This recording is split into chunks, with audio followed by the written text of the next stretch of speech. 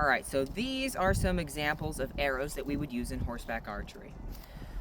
You'll notice all of these arrows have feather fletchings. You always want to use feather fletchings when you're doing horseback archery.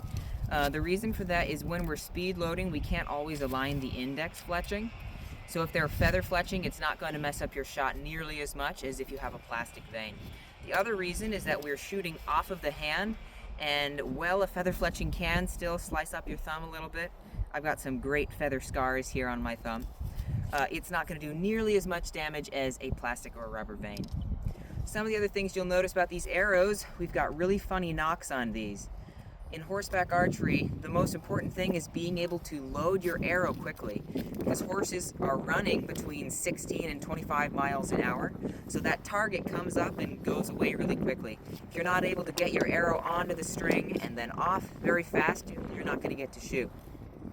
This part of the arrow here, this is called the nock. This is a living arrow nock. These are the fletchings. This is the shaft, and this is the tip. This is a target tip. We use these for shooting targets on the ground. We do not use those for shooting off of horses because these are sharp. And just like you wouldn't want to run with scissors, you don't want to gallop with a sharp something in your hands. This is an example of a foam tip that has been broken.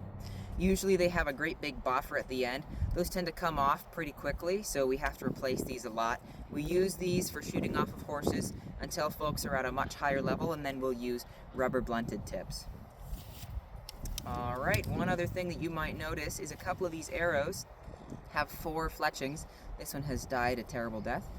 The reason we have 4 fletchings is so that you can speed load without having to worry about aligning the index fletching. Alright, that's all for now.